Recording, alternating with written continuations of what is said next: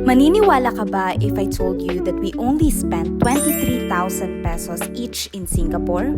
If kuripot traveler ka rin like me at gusto mong makatapak sa Singapore, then watch this video. Hi, we are Ja and Ren, and this is us documenting our travel before having a baby. This is for a 3 days, 3 nights itinerary, so kailangan i-maximize ang araw. Totoo ang chismis, mahal sa Singapore. So alam na, we booked piso fare via Cebu Pacific at nasa around 3,000 pesos lang ang round trip ticket namin. We arrived in Changi Airport around 9 a.m. at sa Terminal 4 kami nagland. Una sa itinerary namin ang Jewel, which is located sa Terminal 1. Sumakay kami ng bus for free, susundan mo lang ang signages na nakalagay going to Terminal 1. Mabilis lang ang biyahe at sa labas pa lang maririnig mo na ang waterfalls at matatanaw mo na ang Jewel.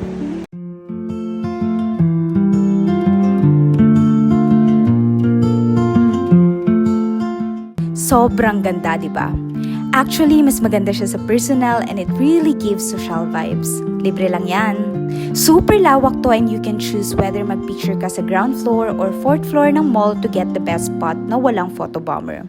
In our case, sa pinakatuktok kami nakahanap ng walang gaanong tao. You will experience Jewel for free at take note, kahit wala kang flight, pwede kang pumunta dito so kung di kaya ng oras sa pan-arrival, you can go back anytime. Pwede ka rin mag-shopping dito if you have extra budget dahil kompleto dito. We went straight to our hotel and we stayed sa Oasia. And look at that! Takaw atensyon ng hotel na to dahil sa eco-friendly architecture and best part, 2 minutes walk lang sa train station. Babe, what if may ahas dito tapos pumasok sa room? This is 8,016 pesos per night that includes free breakfast for 2 person.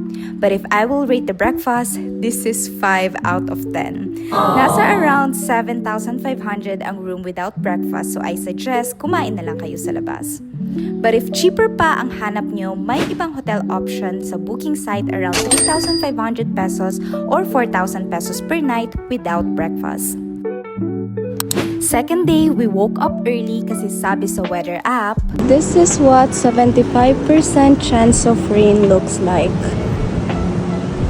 Walang ka-clouds.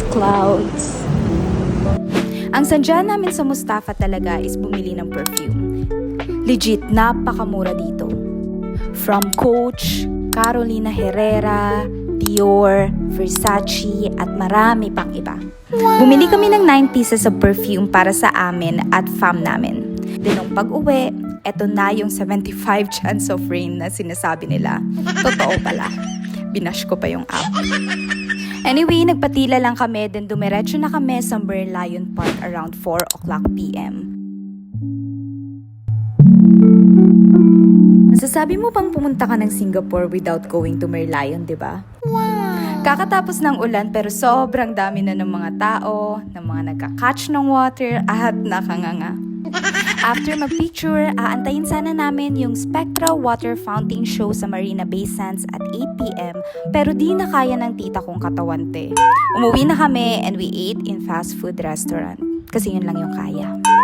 Third day is Universal Studios Day. Balot muna ako kasi I was so conscious with people in public transpo. Pero pagdating sa park, pack, hubadera ng taon. Second time ko na sa USS, so goal ko talaga makasakay sa rides na never ko na try 8 years ago. Dahil first time ng asawa ko dito, syempre, sumakay kami dito sa pambatang ride na Revenge of the Mummy. Yo, kaya tatas itag kong location PG. A few moments later. Okay ka lang. Tarawatan. No. Charot lang, di pambata. If I fear of heights, do not try this.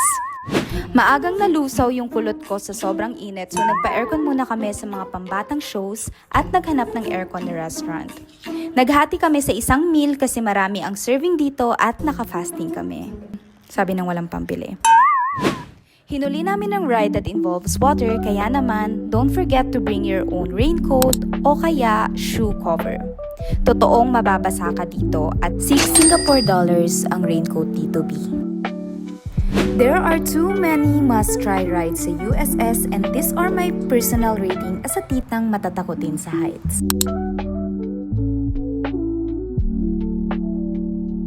We ate dinner in McDo again kasi ito ang malapit at mura, though di siya super mura kasi usual bill namin is 400 to 500 pesos per meal. What? Next morning is our flight back to Philippines and that's it. Total expenses for 4 days and 3 nights is 23,000 pesos. Note that shopping is subjective kaya hindi ko siya sinama sa computation. You can even lower down the price depende sa hotel na pipiliin nyo and also with your choices of food. I hope you like this video. Don't forget to subscribe and follow my social media accounts. Thanks for watching!